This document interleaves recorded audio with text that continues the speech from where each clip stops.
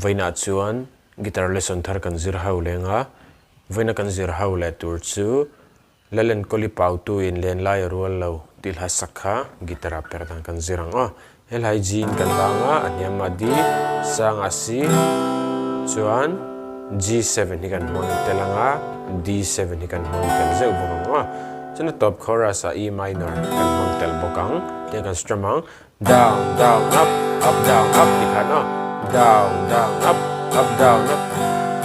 arem lo